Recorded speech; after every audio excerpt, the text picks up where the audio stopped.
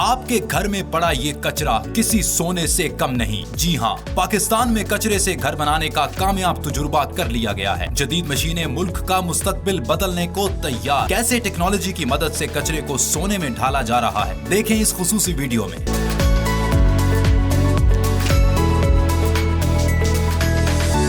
यहाँ पर हम अपने वेस्ट को अनलोड करते हैं। आपने देखा है कि कन्वेयर के ऊपर वेस्ट चढ़ता है। कन्वेयर के बाद सबसे पहले हमारा वेस्ट जाता है ट्रमल में। ट्रमल रोल होती है। ट्रमल से हमारा जो ऑर्गेनिक वेस्ट है वो सेपरेट हो जाता है। ऑर्गेनिक वेस्ट जो है वो हमारा कन्वर्ट हो जाता है कंपोस्ट प्लांट की तरफ, और जो बाकी वेस्ट होता है वो हमारा मैनुअल सेग्रीगेशन की तरफ जाता है, जहाँ पर क्लीन अर्थ वेस्ट मैनेजमेंट की लेबर उसको मैनुअली सेग्रीगेट करती है। डोमेस्टिक वेस्ट के अंदर 15% रिसाइक्लेबल्स होते हैं जो कि हम मैनुअली सेग्रीगेट करते हैं, और बाकी का जो वेस्ट होता है वो हमारे RDF में कन्वर्ट हो जाता है और हमारे RDF प्लांट में शिफ्ट हो जाता है।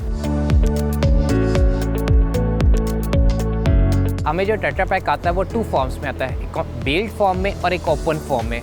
जो बेल्ड फॉर्म होता है उसको सॉर्टिंग करने की ज़रूरत नहीं है क्योंकि वो ऑलरेडी सॉर्टेड होता है और बेलिंग उसकी प्रॉपरली हुई होती है। जो ओपन एंड होता है उसको हमने सॉर्ट करने के लिए पहले हमारा एक ट्रमल होता है। ट्रमल से ये होता है कि उसको उससे गुजारते हैं तो एक तो टेट्रा पैक खुल जाता है, जो बेज या वो जकड़ा होता है या चिपक जाता है वो खुल जाता है, और साथ साथ जो लोहा, प्लास्टिक, वुड, इस तरह के जो अनट्रीटेड पीसेज होते हैं, इवन स्टोन्स, वो उसके थ्रू सॉर्ट हो जाते हैं या फिल्टर आउट हो जाते हैं। बाकी फिर कन्वेयर बेल्ट के ऊपर हमारा मटेरियल चल रहा होता है, उसके ऊपर बंदे विद हैंड्स उसकी सॉर्टिंग कर रहे होते हैं, उसको आराम से देखते हैं, उसके अंदर कोई भी लाइक चिप्स का पैकेट या कोई भी अनवांटेड प्रोडक्ट आ जाए वो उसको सॉर्ट आउट और फिल्टर आउट कर देते हैं, और इसके थ्रू हम उसकी फिल्टरिंग कर रहे होते हैं। ये है side edge trims of the box, मतलब जो बॉक्स की एजेस होती हैं उसको ट्रिम जो की होती है, ये वो चीज़ होती है। इसको हमें फ़िल्टर ज़्यादा करने की क्योंकि ऑलरेडी ये फ़िल्टर्ड आउट कंपनी से ही आती हैं। उसको क्या होता है, इसको हम डायरेक्ट श्रेडर क्रशर के अंदर डालते हैं और इसको श्रेड करते हैं। क्यों?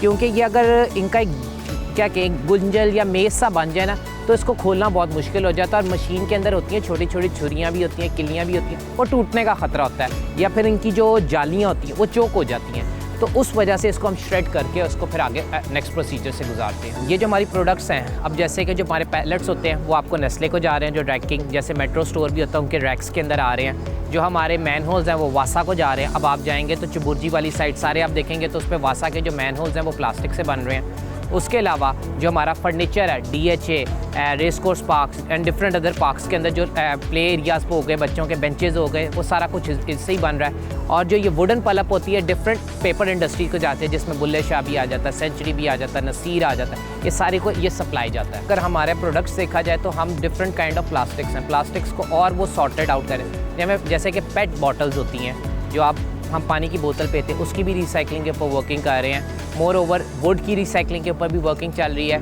और इवन ग्लास भी आ रहा है। हमारे वो प्रोसेस है, मगर उसके ऊपर कितनी फीजिबिलिटी है, कंपैटिबिलिटी, उसकी प्रोसेसिंग, हर चीज़ के ऊपर उसकी वर्किंग अभी चल रही है। मगर currently we are working on aluminium, we are working on plastic which includes IP, समीका and multiple layers plastic polymers जिसको हम कहते हैं, and tetra pak pulp. Central Asia में ये वाहिद फैक्ट्री है जो ये तीनों प्रोसेसेस कर रही हैं, वरना तो जो भी दूसरी फैक्ट्रीज आप वो सिर्फ सब पार्ट्स कर रही हैं। आप कह लें जैसे कोई पेपर की रिसाइकलिंग कर रहा है, कोई प्लास्टिक की कर रहा है, या कोई एल्युमिनियम की।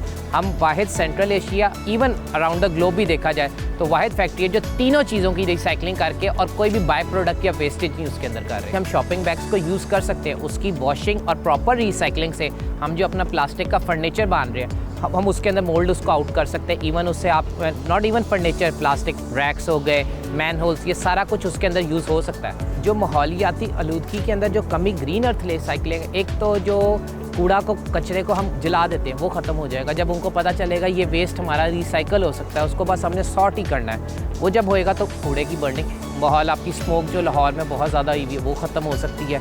उसके अलावा जो ओपन डंपिंग है, जो आप देखेंगे कोई भी अगर प्लॉट खाली होता है उस पर कूड़ा लोग फेंकना शुरू हो जाएंगे, वो भी ख़त्म हो जाएगा। उसके अलावा आप डिफरेंट देखेंगे, आपके जैसे घरों के नाले होते हैं वो भी चौक होना बंद हो जाएंगे, क्योंकि वो कब होते हैं जब हम अपना कूड़ा उन्हीं जगह कई तरीके से नहीं चीज़ फेंकेंगे, या उसको तरीके से हम उसको देखेंगे नहीं, या उसको प्रॉपर्ली यूज़ नहीं या कंज्यूम नहीं करेंगे, तब जाके होता है।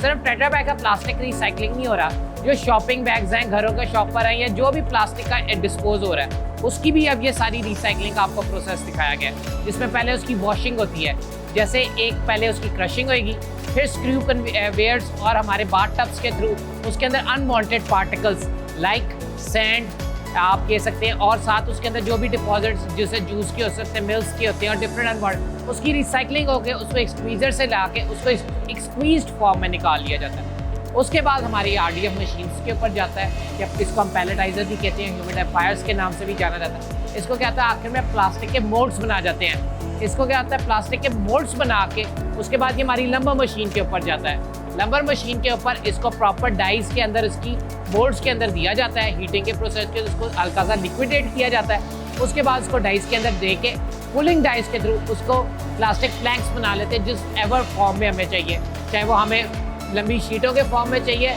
या प्लैंक्स की फॉर्म में चाहिए, उस फॉर्म में ले आते हैं। उस प्लैंक के बाद वो हमारी प्लास्टिक की असेंबली लाइन में जाता है, जहाँ हमारे कारपेंटर्स वगैरह सारा कुछ होते हैं। उस चीज़ को मोल्ड करके जो भी हमें furniture, play sets, even houses, washrooms, जिस तरह का भी हमें equipment in form of furniture चाहिए वो हम उसको बना देते हैं। कि लाइफ टाइम गारंटी देते हैं, क्योंकि इसको पानी, धूप, दीमक, इन चीज़ों से कोई फ़र्क नहीं पड़ता।